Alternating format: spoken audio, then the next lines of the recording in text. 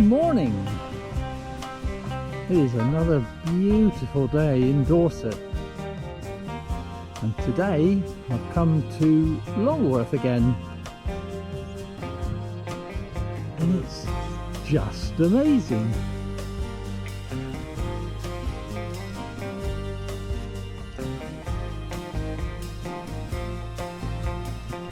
It's a clear blue sky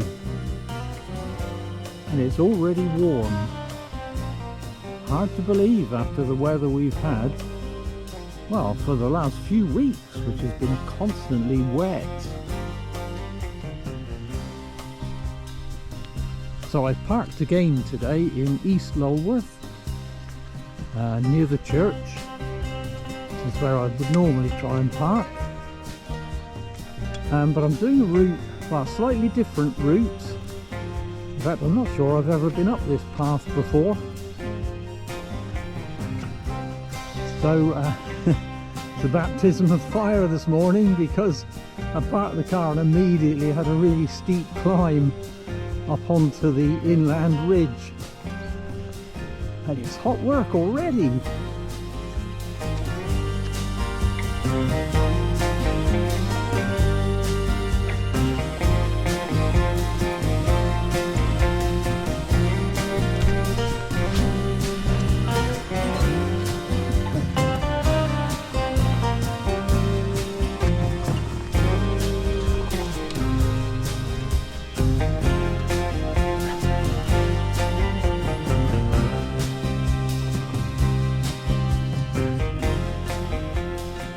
So if you've been following me and watching my videos that I've been putting up, you'll know that I did a walk a few weeks ago, I think it was, from Lulworth, walking the inland coast path, or what I call the inland coast path, and then back along the coast from Ringstead. I think I called that one Of Smugglers and Mysterious Things. In case you missed it, I'll put a link up above at this point, in case you want to go in and check that video out as well. But the problem with that day is that I ran out of light.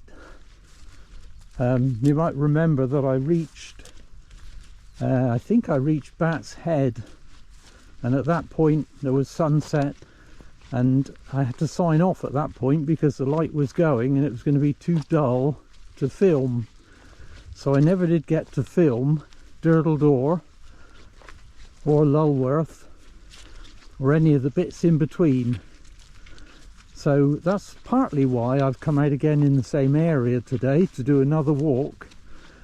It's a different walk, different route, but on the way back, hopefully I'll have enough light to be able to film that last part of the walk that I missed out before. So that's my plan, but I'm doing a different route out, albeit the last few miles will be the same as I did before.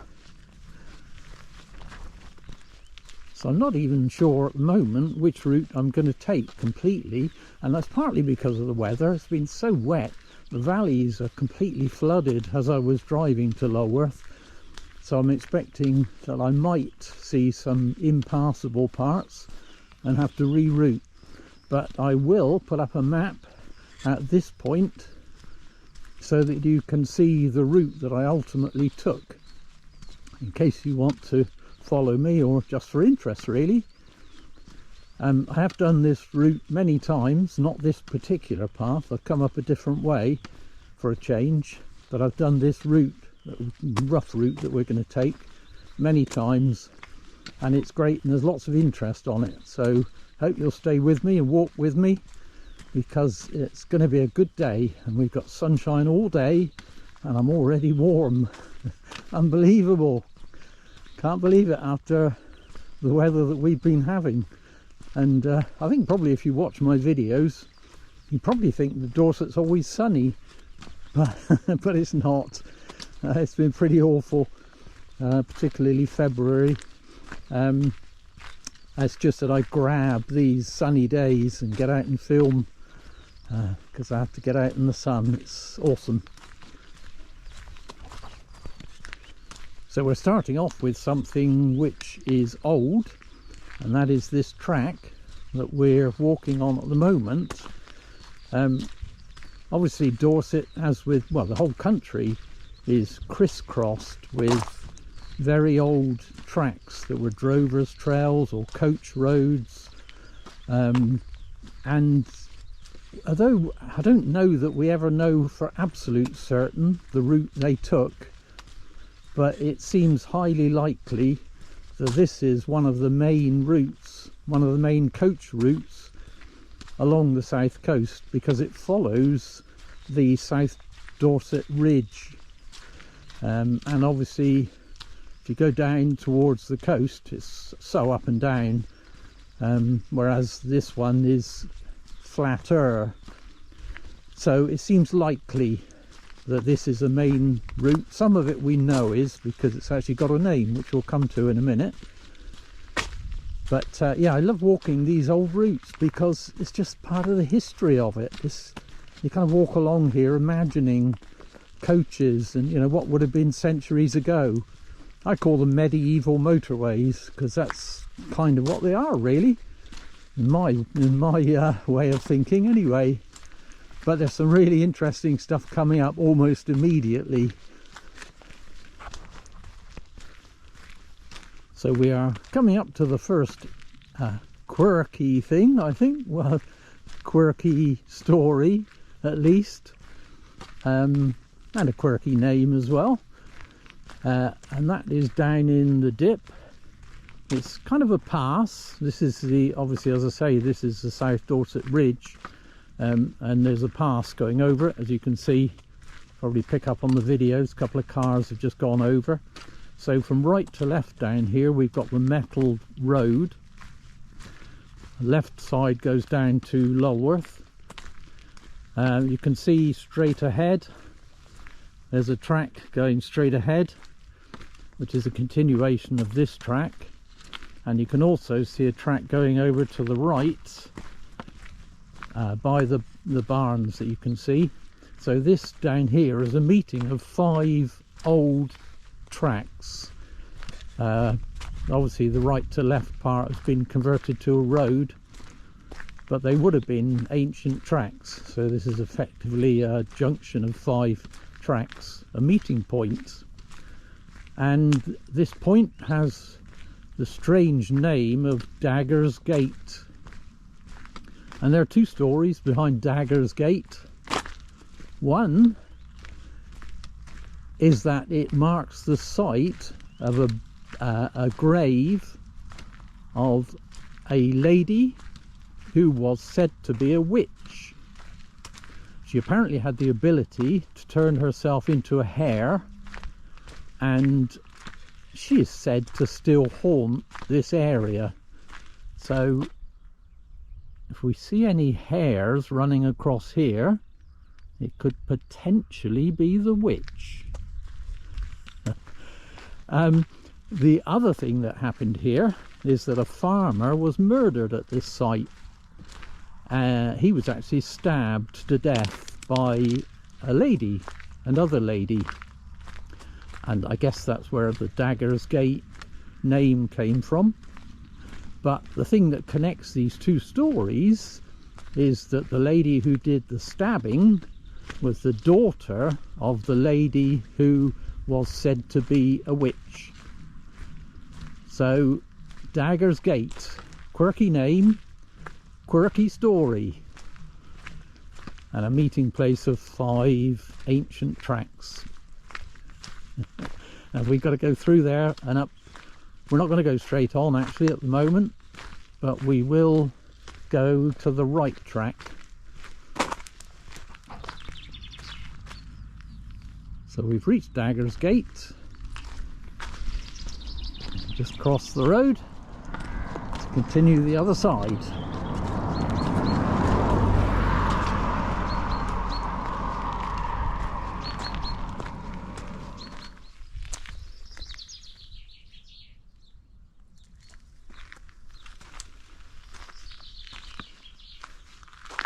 So So the track straight on, which goes along down as far as Ringstead Bay, which we're not going to walk down today, but that's what I call the inland coast path, and it's on the maps and it's known as the old Daggers Gate Road. So that was definitely an old coach road linking coastal settlements.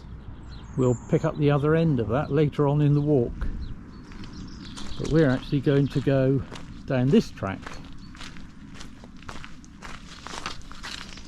But hey, if you're watching this video and you see a hare, just give me a shout, will you? I have got my trusty walking pole with me, so she'll be no match for me. It's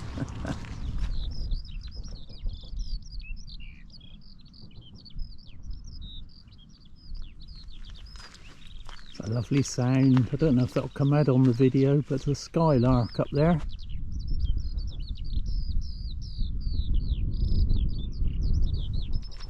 Singing his little heart out. You may hopefully pick that up on the video. The other thing you'll pick up is coming from over there, and it's the sound of guns, because the Lulworth MOD firing range is firing today, so I can hear the guns as I walk. So as usual with my walks, I try to build in a village or two, because I enjoy walking through villages, and this walk's no exception. So we're dropping down off the ridge into a couple of little villages that we're going to walk through, and it's partly because well, I love walking through these villages, but also I can get to walk a bit of tarmac for a while and beat the mud off my feet. But we're going to drop down into the valley here, and I'm being serenaded by skylarks as I walk.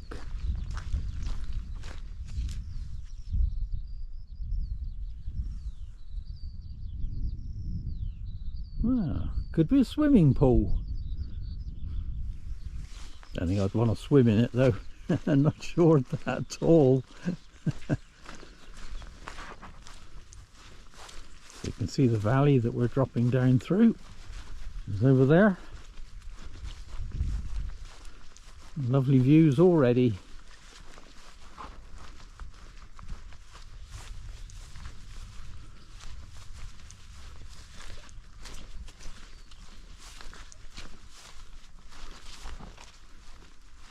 This is absolutely magnificent.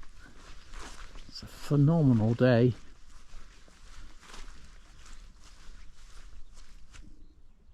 Just listen to the silence.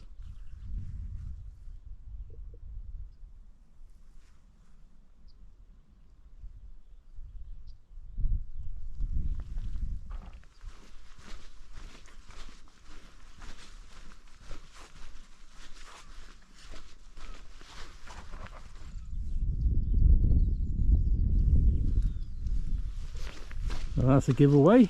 We are currently heading for East Chaldon, which is down the end of this valley. Really nice village, which is also known as Chaldon Herring. More about that later.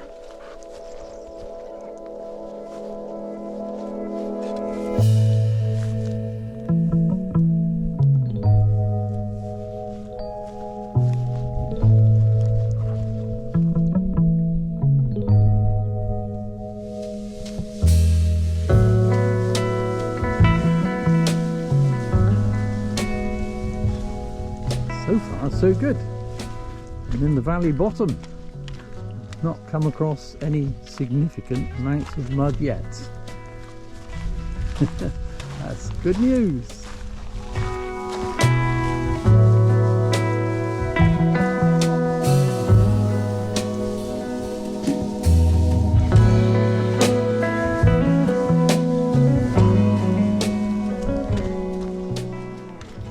As you can see, I've now reached the bottom of the valley. I've just come out onto this country lane on the outskirts of East Chaldon, or Chaldon Herring. So I'll follow this lane now for a mile or so. going through the villages of East Chaldon and West Chaldon before we branch off and go off-road again.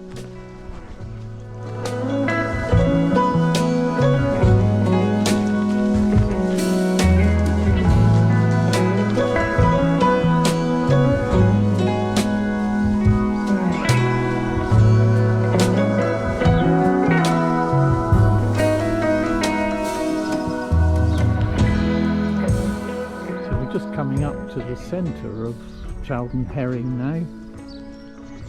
It's a very old village, this is. In the Domesday book it's known as Calverdone, and Chaldon is a derivation from that. Herring is thought to come from the Herring family who lived here once. When you see it written down, it's kind of strange to think that Calverdon and Herring has become Chaldon Herring. But when you say it, it's different. It's kind of, I suppose they're quite similar in some ways really, aren't they? And I guess in the day these places are named, or Domesday, most people wouldn't be able to read or write, so maybe it was kind of word of mouth that varied the names. But this is the centre of the village with the village green, and it's actually a very literary village, probably thanks to the Powys family. We met those in my previous Lulworth video. Llewellyn Powys used to live here, and in fact quite a few of the Powys family lived here at various times, and there were 11 siblings, and they were all writers or artists, some more known than others. Llewellyn Powys, his brother was T.F. Powys, and it was Theodore Powys, and he wrote maybe the best known book, Mr. Weston's Good Wine. Quite nice to see that the ford is actually working. It's usually dry, but we've had a lot of rain obviously, so it's working at the moment.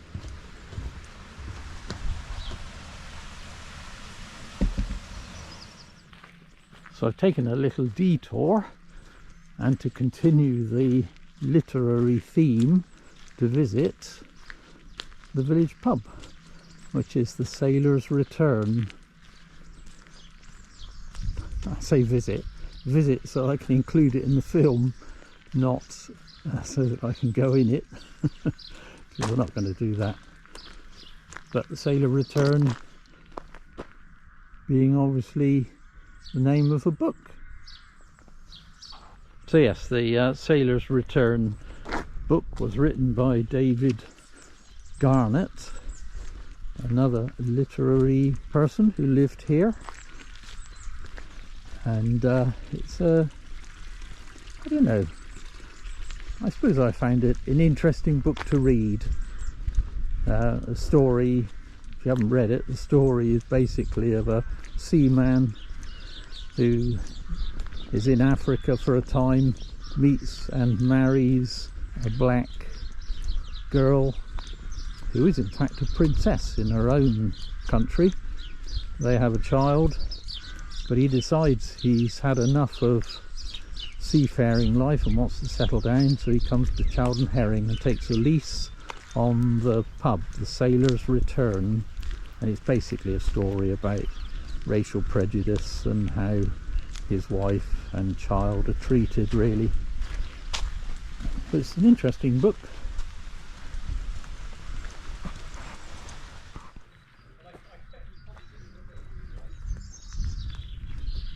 So we're continuing through the village now. Village green is behind me. We've had a little detour to take in the Sailor's Return pub, and continuing on our way. So I guess the whole literary thing with Chaldon Herring is probably thanks to the Powys family, I think, because they kind of, I think most of the people that, literary people that were here, were kind of part of the Powys set, I guess. hence why they were here. And we met the Powers family on the previous walk, and we'll meet them again later, because at one time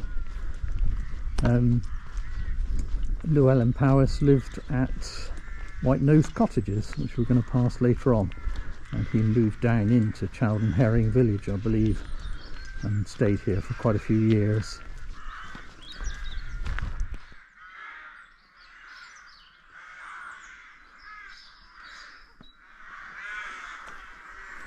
Not any literary things here either. It sounds like it's a home of corvids.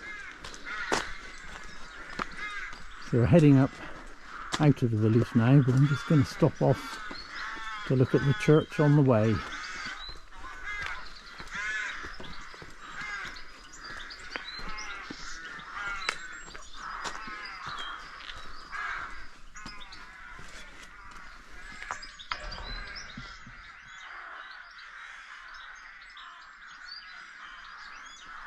I don't think the date of the church is known really. It's mentioned in the Domesday Book, so we know there was a church here. I think this one, they know the tower is 15th century, but it's kind of like most of our churches, I think. It's been altered and amended and extended and down through the years. There's a lot of flies about today. I don't know if that comes out on the video. And I saw a butterfly just now too.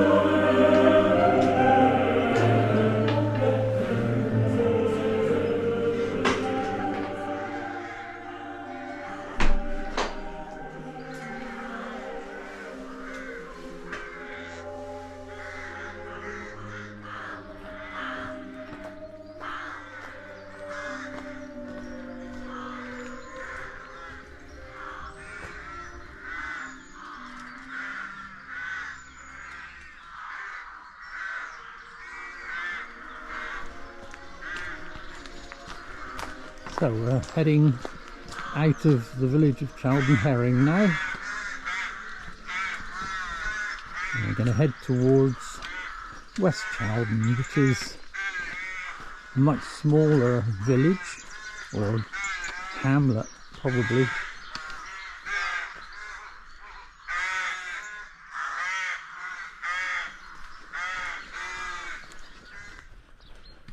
I find this a nice road to walk. I enjoy it. It's not a through road. I mean, it's through road, I guess it comes out both ends, but what I mean is it's not a road that's used very much unless you're coming to the village. So it's quiet and it's quite pleasant walking down through this valley. And this place here always intrigues me. I think that looks like a really nice place to live. A little quadrangle of cottages. And I think, yes, it's named as Hewitt Dairy, so it's obviously an old dairy conversion. It's been turned into a little quadrangle of cottages, and they look very pleasant. And it looks like it could be a really nice place to live, I reckon.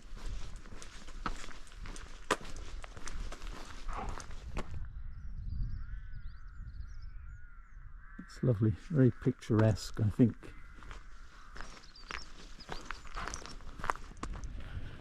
So we've reached East Chaldon now. This doesn't actually consist of very much. As I say, it's a bit of a hamlet, a few little cottages and a farm.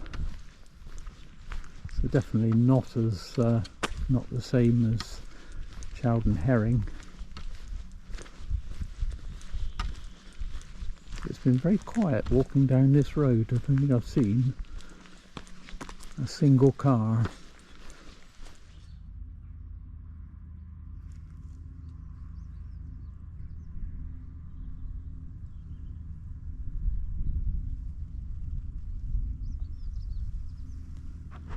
What a beautiful view.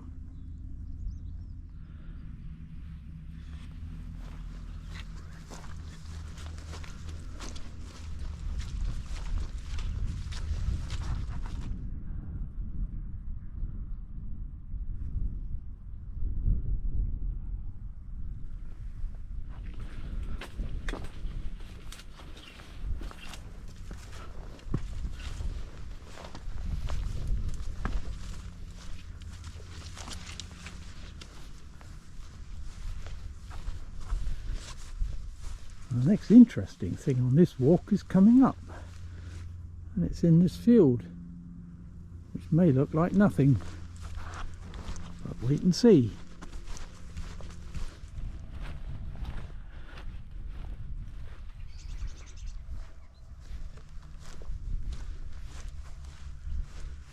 So this field, which we're just walking through, may just look like a humpy bumpy field.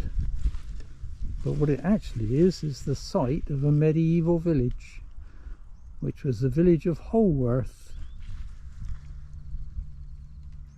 And the humpy bumpy bits that you can see are actually platforms where the houses used to be, which would have been probably wooden at the time, or certainly in the early time, although I think there have been excavations which have shown also stone foundations, so it's thought that the habitation of this village spanned a few hundred years. So there is evidence of either 12th and 13th century, of both rather, not either, of both 12th and 13th century occupation, and also 14th and 15th century occupation, which would have presumably be the stone foundations. But this is one of the platforms that I'm on, which is where one of the houses would have been in those days. And it's thought that this is either North Holworth or East Lulworth, because there's several Holworths. In fact, we'll come across one later that we're going to walk through, a more up to date than this. And yeah, it just fascinates me. I know it's just a humpy bumpy field really, but it fascinates me that this is the remains of people's houses and that they used to live here. Just fascinating. I can never remember much about history. Certainly when I was at school, history was definitely not my best subject, but it fascinates me nonetheless.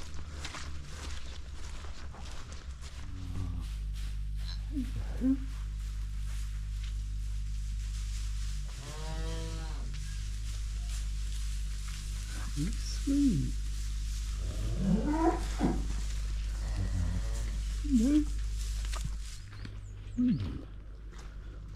Shepherd's hut, like the renovation.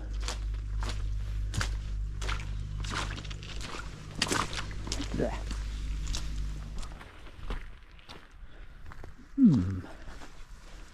Fairly puddly up here.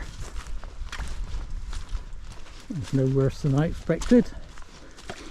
But I've left Holworth, as in medieval Holworth, and I think the area is still known as Holworth, a little cluster of cottages and a farm. Now heading down towards the main coast path. Eventually I can dodge all these puddles.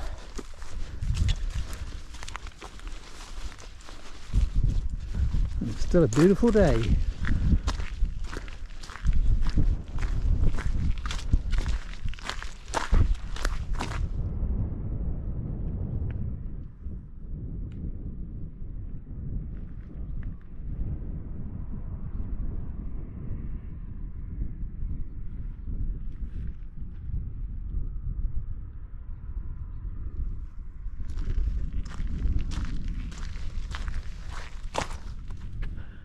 So this is the western end of the old Daggers Gate road. We were at the eastern end earlier on, and this is where we walked in the last video. We walked down this track, so I'm not going to go back that way this time, because as the sign says, you can go off to the right and visit a lovely old church. In fact, not so old, rather quirky church. So we're actually heading down for the coast path now, and suddenly Portland looms across the water.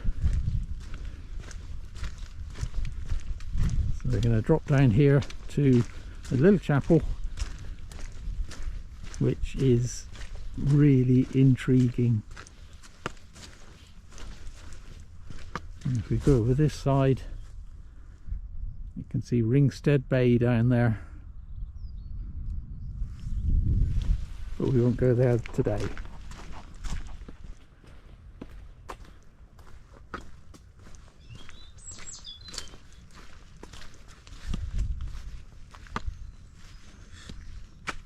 And this is the little chapel we've come to see.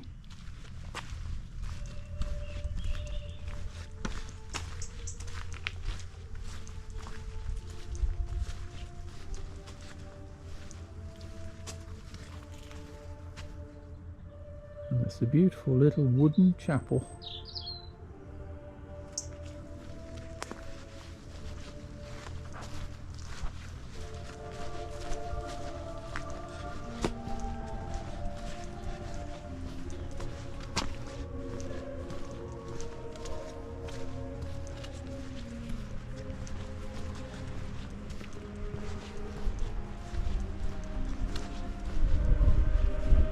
That's a chapel with a view. Portland across the water. And White Nothe across there. So you can see White Nothe, you can see the White Nothe cottages, and the smuggler's path that I went up last time went up that slope.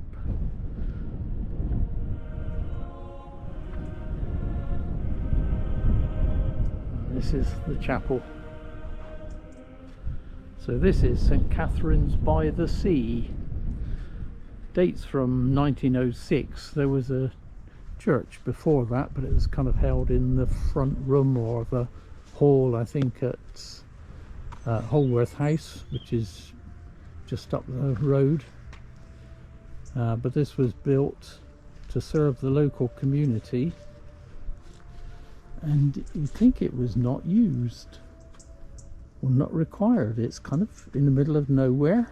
Holworth, there's few cottages around, some of which are holiday cottages, but in fact it was actually extended in 2010, so just 14 years ago this chapel was extended thanks to money left by the Reverend Linklater. It was Reverend Linklater lived at Holworth House, and it was he who set up the church, and I think his wife actually, after his death, I think his wife actually arranged for St Catherine's by the Sea, this wooden chapel, to be built. But it was Reverend Linklater who started the church. I don't know if it's open.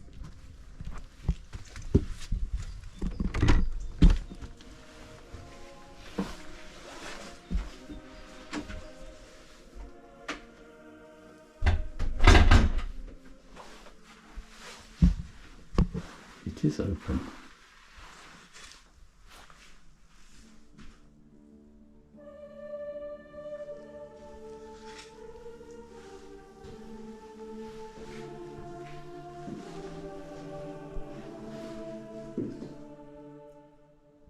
Such a beautiful little chapel.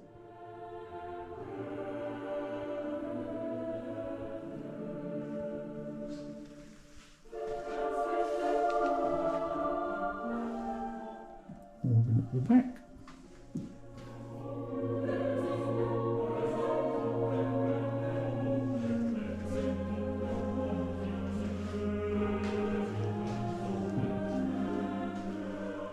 A little altar at the front.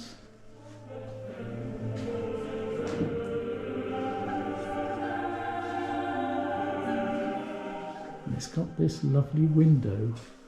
Don't know if that's going to come out very well on the video, but it's a lovely window which was designed by Simon Whistler. Now the Whistler family is well known. There's Lawrence Whistler, I think, who was actually a glass engraver as well, and he did all the windows at Morton Church, where Lawrence of Arabia is buried. So all their windows are done like this. The original windows were blown out, so Lawrence Whistler redid them in this etched glass, and Simon Whistler is his son, who also took on the same skill. I don't know if you can see any of these where they'll come out, but I think it's a lovely, lovely window.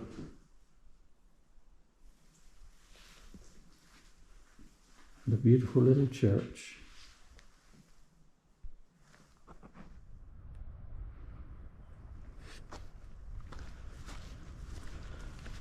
And a lovely graveyard with a lovely view, and not only that, but of course it's got seats, so I think this might be a really good spot for lunch.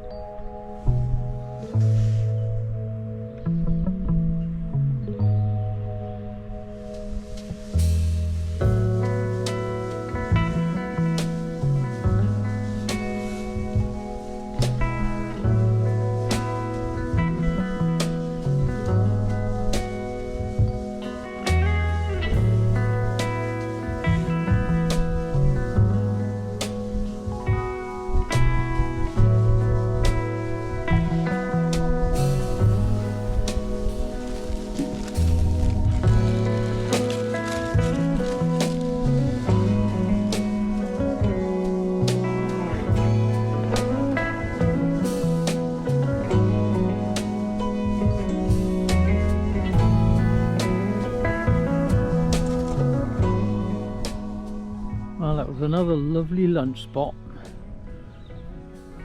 It's time to leave our beautiful quirky chapel and head out up the hill to the top of White Nothe.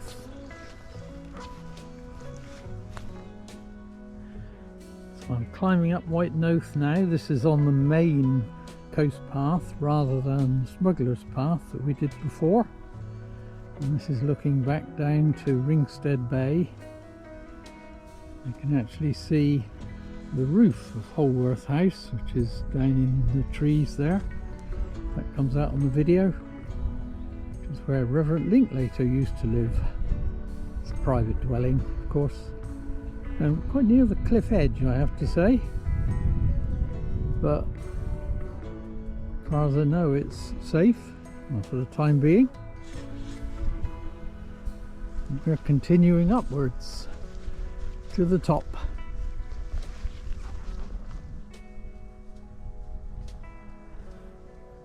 Beautiful view from up here.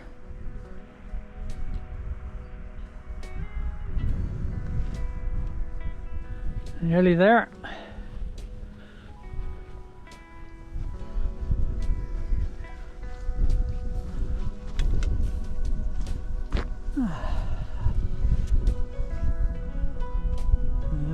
Top of White Nothe. Coastguard Cottage is in the distance.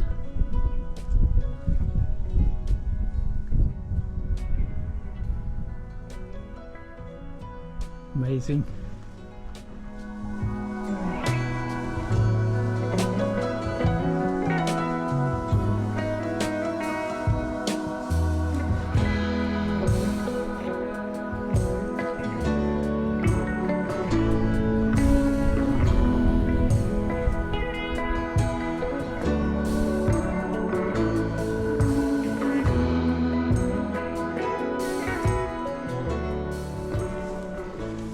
bit of movement here as well in the foreground, so that might be due to go over any time.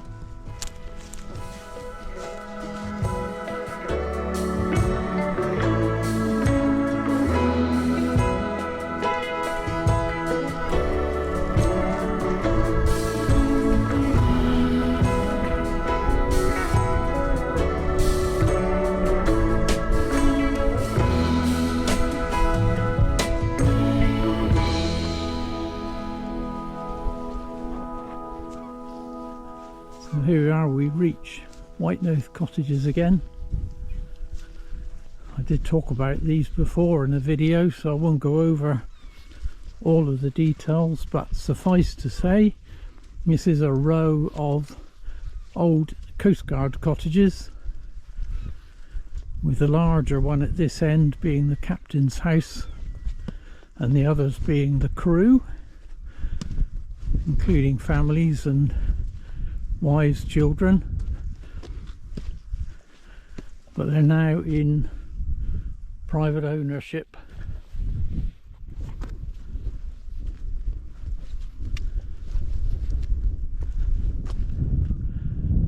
And it seems to be an awesome place to live, but they are almost totally off-grid. So it's a quirky place to live. I think you'd have to be a certain type of person to want to live there. And you kind of think they'd make perfect holiday homes, holiday lets. But in fact they can't be, because there are covenants, I believe, that say they can't be turned into holiday lets. So that's Nothe. We explored this extensively in previous videos, so my goodness me, the birds.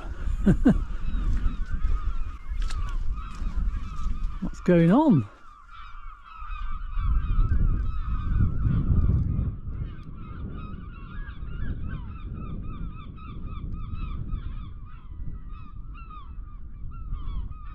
There's hundreds of them.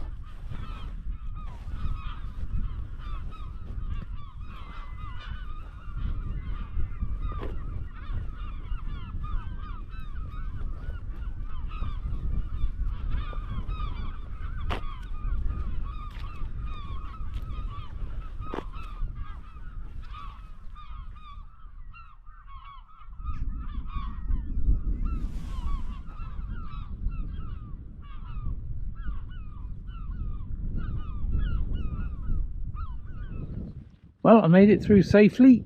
I didn't get attacked by the birds, but I did get papped on. Mucky. Reminds me of that little rhyme that we used to say. As I sat beneath the tree, a little bird sent his love to me, and as I wiped it from my eye, I thought, thank goodness cows can't fly. I can't actually remember who wrote that, but I think it could only be Spike Milligan, but I'm guessing. Anyway, I have wiped it from my eye, so I'm alright. We'll live. This is my onward view as I make my way back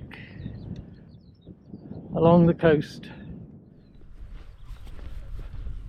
We're still making our way along the coast path, just approaching the obelisks which I talked about previously.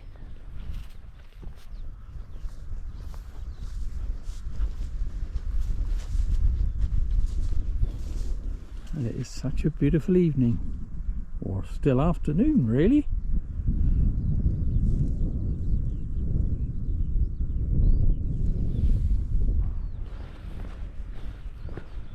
This is where we reach the switchback. You go down to go up, to go down to go up, to go down to go up. It's quite steep climbs as well coming up.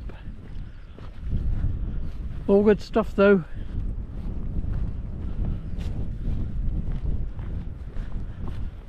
Where would I rather be? Nowhere, to be honest. Just right here, exactly where I am. Because this is totally awesome. It's a beautiful day. The sun's been shining all day long. It's not that cold at all. In fact, it's been warm in times. I could have done without my jacket on. The views have been awesome. Seen some interesting things along the way. We've seen some spring, seen a butterfly, heard skylarks singing, signs of spring, buds breaking. Doesn't get better, does it? It is so awesome, and you just can't beat the Dorset coast on a day like this, a place like this. Just awesome. And if you're watching this video, I would encourage you to come out and walk these paths, because it's well worth the effort.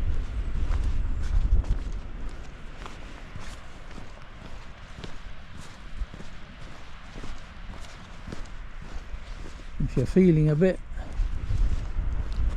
fed up or down or whatever about life, you come out here, at least for a time. It all goes, and you just enjoy the moment. Get the blood pumping around your brain, get the endorphins flowing. I can highly recommend it.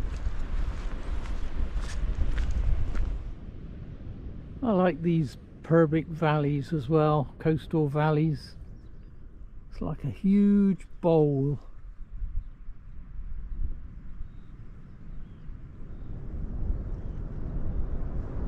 Heading up to the top of Bat's Head.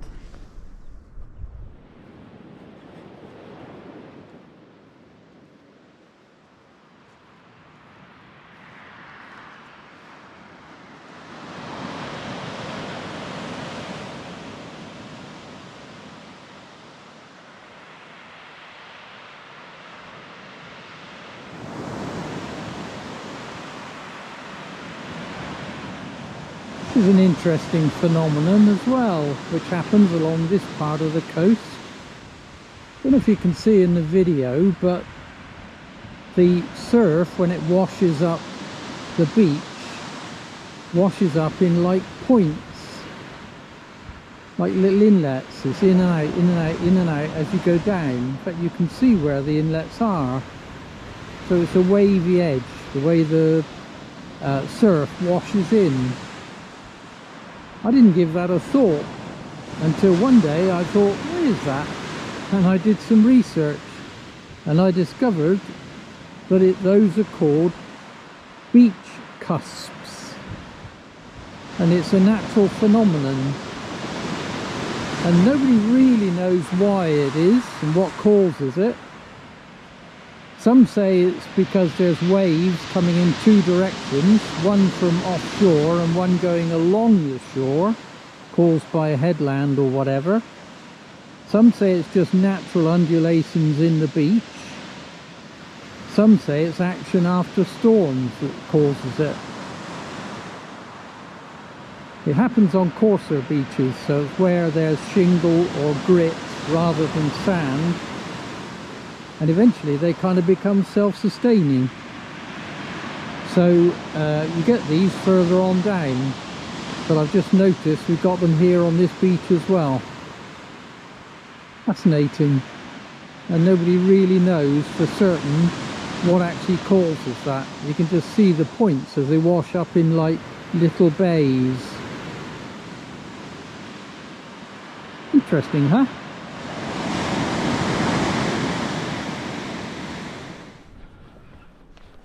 We've got to climb upwards now to the top of Bat's Head.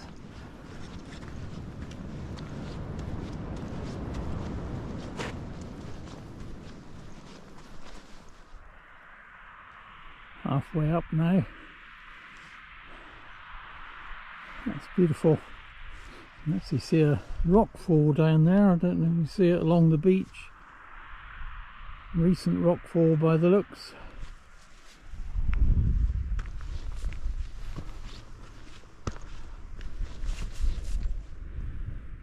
I'm kind of surprised this hasn't gone over, to be truthful, because this has been kind of separated like it is for a long time, and you think water, heavy rain, would sit in these hollows and undermine it, but it doesn't seem to have changed very much.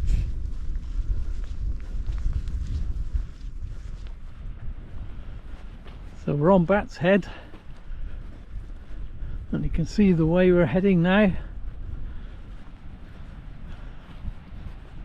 Bat's Head juts out to sea just ahead of me. The next big headland is Swyre Head, which I've got to get up and over, and then you can see Durdle Door poking out to sea like a drinking giant, or is it a drinking dinosaur or something? That's kind of what it looks like, really. And then the headland beyond that is Dungy Head. And we should be going over all of that lot to reach Lulworth Cove, which is beyond that again.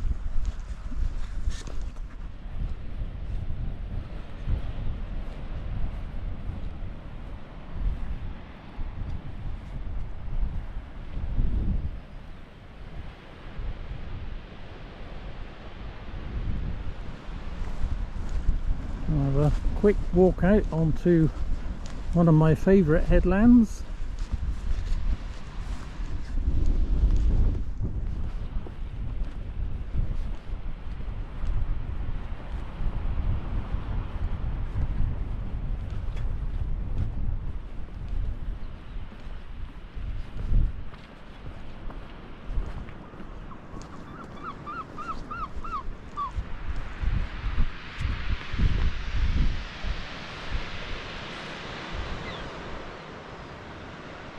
Last look at white Nothe snaking out to sea.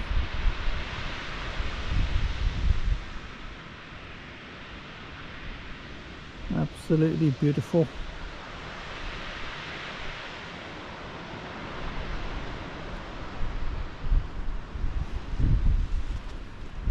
But we've got to head out the other way, down there. And you can see here there's a recent fall there that's come down. So much of it, it's so sad to see. There's so much of our coastline just dropping away. It's all along the coast.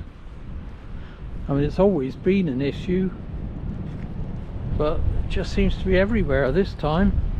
The whole length of the Dorset coast seems to be suffering from the same thing. And it's the wet winters, I guess.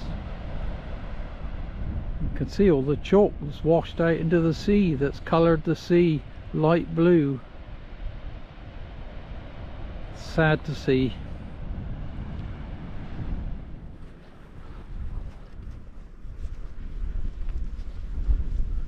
Here we go with another climb.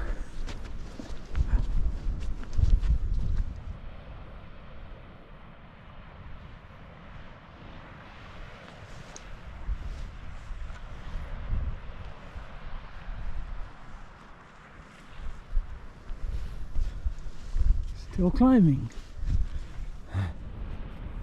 Oh, I'm on top of Swyre Head, starting down, so we get to have a nice clear view of Durdle Door, my drinking giant.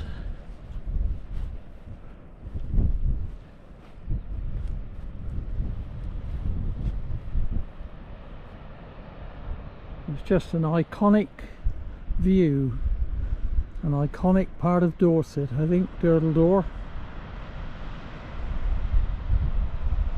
And it's amazing, I think, absolutely amazing.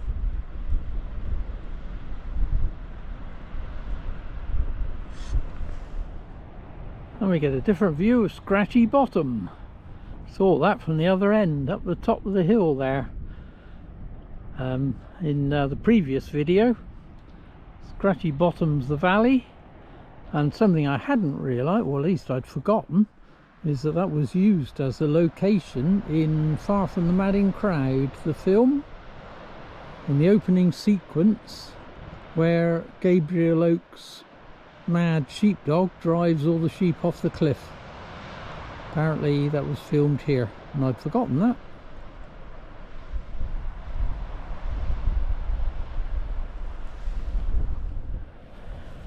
This is one of those places where you want to really take your time walking, I think. Just the view, you kind of want to drink it in. It's just such a perfect view, I think.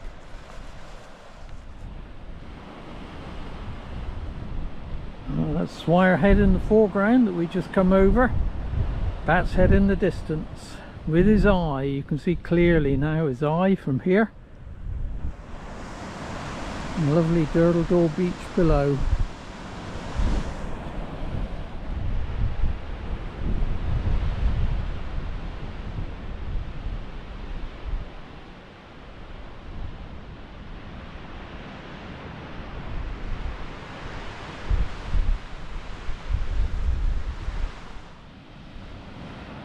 It does look like a drinking giant, doesn't it? A drinking dinosaur?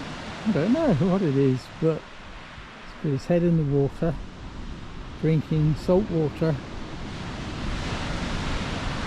Amazing structure, caused purely by upturned rock strata, which is tougher than all the rocks that were around it. And we're left with this iconic arch.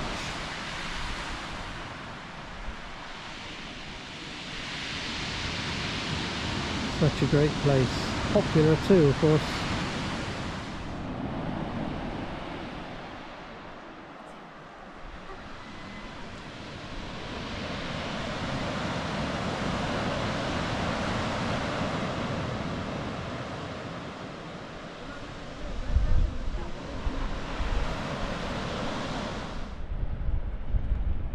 So this is the other side of Durdle Door. Durdle Door is behind me.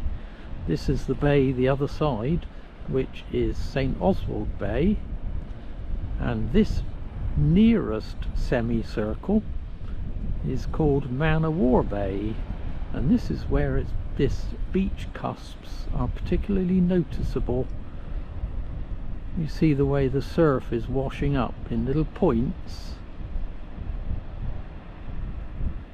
It's almost like a cogwheel. Tide's actually going out, so it's not quite so noticeable at the moment, but it's what I call kind of cog beach as well. Anyway, I'm going to go down on the beach because Dungy Head, which is across the other side, which is where I'm heading, but I'm going to try and get round on the beach rather than on the cliffs, which is where I normally go, because it's something different. But what I can't see is whether I can get round or not, or whether the tide's too far in, but we will see. That's a good chunky seat. Made that to last. And it looks out over Man o' War Bay and St Oswald Bay. And these are new steps as well. They built these recently because it comes down a different way now onto the beach. So we're on the beach now at Man o' War Bay, and the bay actually gets its name from the rock that's out there just offshore, and there's different opinions as to how it got its name. One says it's a corruption of Men and Vor, which is a word or expression that means the Great Rock. And another view says it's because that rock resembles a man of war, as in the ship, the man of war, not the creature, and that it gets its name because that rock looks like a man of war.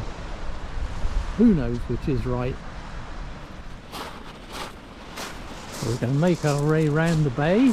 And this is where this is where I saw originally got me thinking about beach cusps, because this is where it is so obvious here in this bay. You can see how the tide washes in little points up in these little bays, especially when the tide is running fast,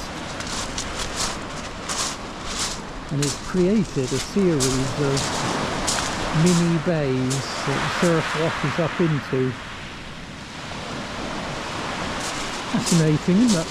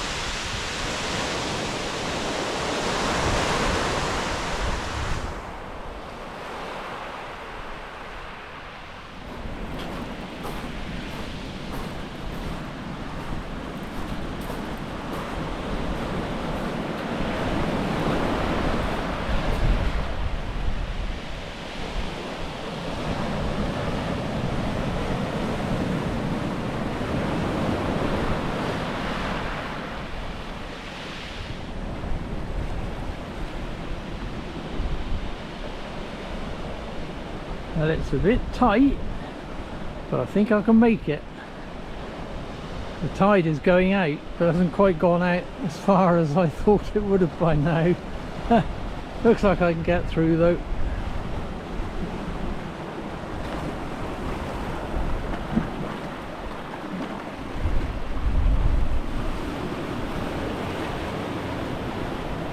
Have a lovely bit of light.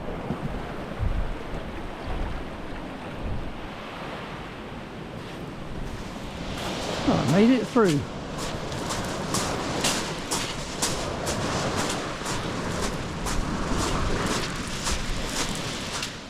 There's a mini fall there. Obviously come down from up there. Please not get too near the cliffs.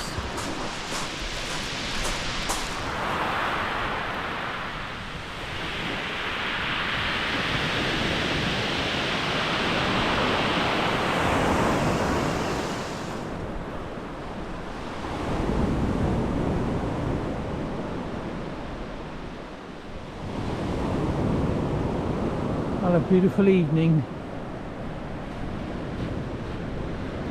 to be on the beach. It's great.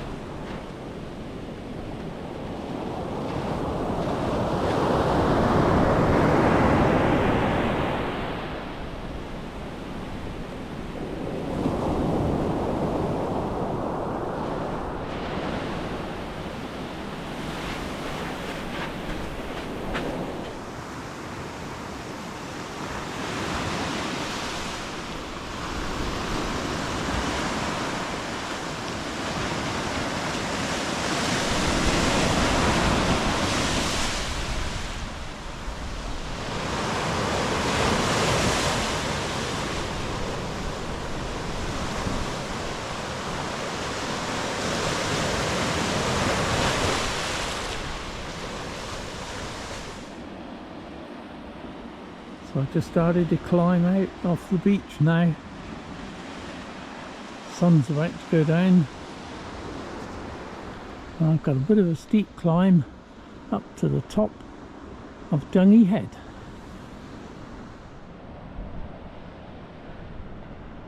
So I'm at the top of Swyre Head, looking back at where we were just now, you got St Oswald's Bay and Man o' War Bay. Up over the top would be Durdle Door. High headland beyond that is Swyre Head. Bat's Head, you can see the shape of it, and the far headland White Nothe. So that's all the headlands we've walked over, and cutting around the beach for the last part, which is quite sticky over there at the end of this beach. You can see the tide is right into the cliffs, so it's a little bit difficult getting round that bit, but it was cool. It's still a lovely evening, even though the sun's disappeared into a bank of clouds.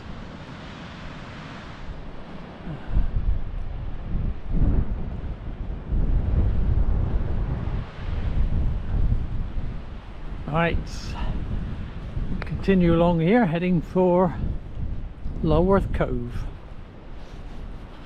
But I fear I'm going to run out of light before I reach that.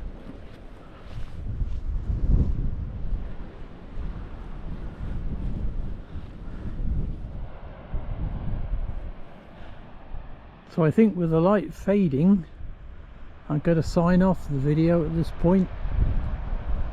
There may be just enough light to film Stair Hole and Lulworth Cove, but if I do, I'll add that in at the end. But I think with the light fading, it seems unlikely. It's a shame the sun's dropped down and gone behind the clouds, which means we've lost a lot of the light. But it's been a great day. I have absolutely loved today. I always say that, I know, but I have genuinely really loved it. It's been fantastic, especially with the amazing sunshine. Such a good day, and I hope you've enjoyed it too. So thanks so much for coming with me. I really appreciate your company, appreciate you following me. But for now, this is me, the Dorset Rambler, saying until next time.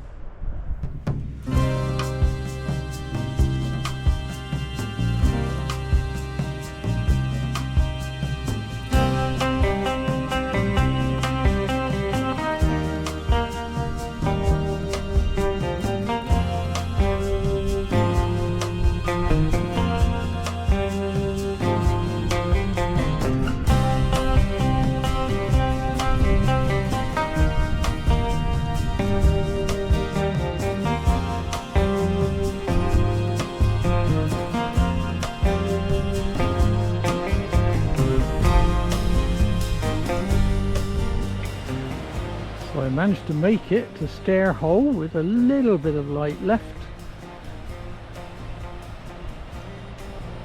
This is another of those amazing physical features of this part of the coast. Upturned strata, which is most visible at this end. It's what they call the Lulworth crumple, where the two tectonic plates crumpled like rolled up newspaper, crumpled the strata upwards. And it's a great place. It's a shame the light's gone.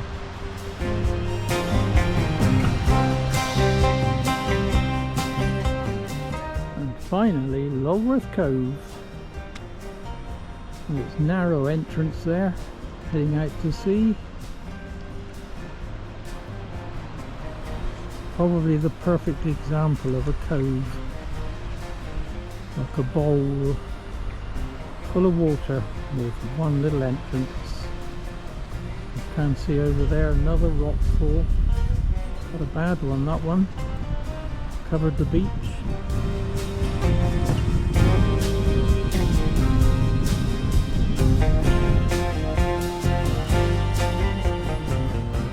And the village of Lulworth, with its lights coming on.